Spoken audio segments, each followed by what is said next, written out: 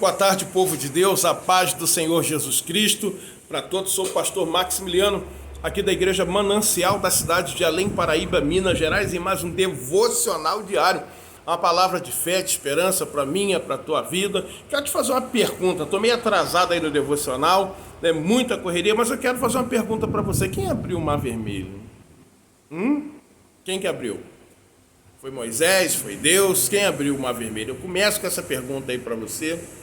E eu queria deixar para você o texto exatamente que fala um pouco sobre isso, no livro de Êxodo, capítulo 14, versículo 16, que diz assim: E tu, levanta-te, toma o teu cajado, toca no mar e abre-o, para que os filhos de Israel passem pelo meio do mar em terra seca.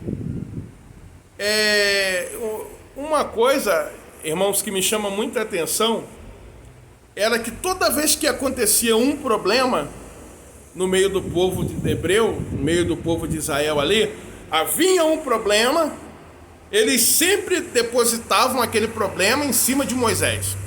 Era murmuração, era reclamação, né? Então, toda vez que acontecia alguma coisa, vinha aquele reboliço, vinha toda aquela problemática, e eles colocavam ali tudo em cima de Moisés. Era como se Moisés fosse o responsável por tudo de ruim, ou por tudo aquilo que não era concordável, né, pela parte daquelas pessoas ali, tudo aquilo que eles não concordavam. Então eles se rebelavam, né, contra Moisés, se levantavam. Então eu vejo que o ministério de Moisés, ele foi muito perseguido, ele passou por muitas lutas, né, por muitas batalhas. E aí nós chegamos aqui dentro desse contexto aqui, né, que o povo, ele chega, aí ele se depara com o Mar Vermelho, né, fechado, e olha para trás, vem aquele povo de Faraó perseguindo com seus carros, seus cavalos, né? Então eles vêm perseguindo, aí o povo começa a se rebelar contra Moisés, pergunta para Moisés: olha, Moisés, não tinha sepulcro o bastante lá no Egito para que você nos trouxesse aqui, para que nós viéssemos a morrer aqui no meio desse deserto? E começa ali o povo, né, começa a reclamar, começa a murmurar, né, contra Moisés, começa a perseguir Moisés ali, até que chega um momento que aí Moisés, ele vai orar a Deus, e Deus, ele, né, no versículo 15, ele diz assim: por que clamas a mim, Moisés? Diga ao meu povo que marche. Mas eu não quero falar sobre isso, eu quero falar sobre o versículo 16. Aí o Senhor falou para ele assim: e tu se levanta. O Senhor, a primeira coisa que ele falou, que diante daquela opressão, diante daquela perseguição que ele estava sofrendo ali, porque Faraó perseguia o povo, mas de certa forma o povo perseguia Moisés. E o Senhor falou para ele: e tu se levanta, né, desta posição, se levanta, toma o teu cajado, toca no mar e abre ele. E eu fiquei pensando assim: Senhor, por que o Senhor mandou Moisés ele se levantar, pegar o cajado e tocar no mar? Aí eu pensei: mas não foi Moisés que abriu o mar? E eu comecei a pensar: que tipo de homem, né, que tipo de ser humano ele pode tocar no mar e abrir o mar? Ele pode fechar a boca de um leão, ele pode rasgar um leão no meio como Sansão rasgou, ele pode entrar e sair da boca, né, de um grande peixe. E eu comecei a me lembrar de todas as maravilhas que Deus faz por intermédio, né, do ser humano. E eu cheguei a uma conclusão, que Deus ali abriu o Mar Vermelho por intermédio de Moisés. Foi por isso que Deus falou assim: se levanta, né? Ou seja, o que Deus queria é que Moisés não fosse corrompido, né, pelas acusações, pelas lamentações, pelas murmurações do povo. O Senhor não queria que Moisés, né, acompanhasse o povo naquele tipo de conduta que o povo estava ali, né, exercendo, porque o povo se esqueceu de quem era Deus. O povo havia se esquecido por um momento ali de tudo aquilo que Deus havia feito. Eu acredito que a postura certa do povo era falar: um Deus que nos tirou do Egito, um Deus que fez cair fogo do céu, que enviou praga de rã, que fez o rio Nilo virar sangue, que fez tantas maravilhas, né?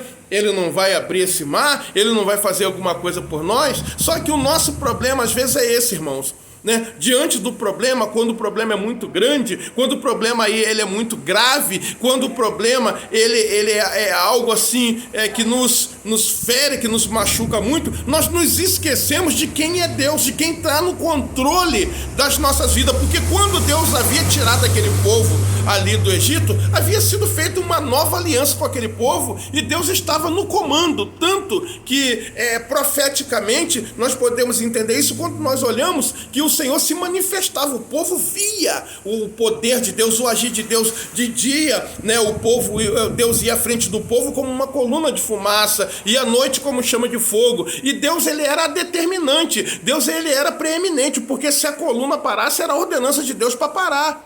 Se a coluna prosseguisse, era a ordenança de Deus para prosseguir. Então Deus estava mostrando ali que ele estava à frente e que era necessário que ele estivesse à frente. E o povo não conseguia compreender o que Deus estava falando. E talvez, irmão, Deus esteja falando com você de uma forma que você ainda não está conseguindo compreender, porque tudo aquilo ali era um cenário, ao mesmo tempo que era um cenário físico, mas era algo espiritual. Deus estava falando com o povo de uma forma espiritual. E o apóstolo Paulo disse que o homem natural, ele jamais vai compreender ele jamais vai compreender as coisas do Espírito, porque elas são discernidas espiritualmente.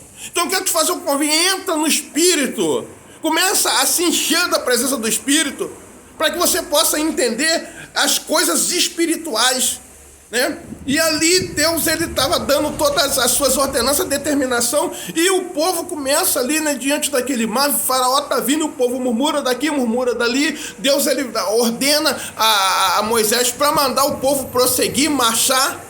Por quê? Porque eu falo para você: continua marchando, não para não murmura não, em tudo dai graça. Tá difícil para você, não para Deus, dai graça. Você não consegue resolver, você não consegue, mas Deus pode resolver para você. Você perdeu o controle, mas o controle continua nas mãos do Senhor. Continua marchando. Sabe por quê? Porque para marchar tem que marchar pela fé. Só marcha aquele que olha para o propósito. Só marcha para aquele que olha para Jesus. Só marcha aquele que confia. Agora aquele que olha para as circunstâncias, ele para.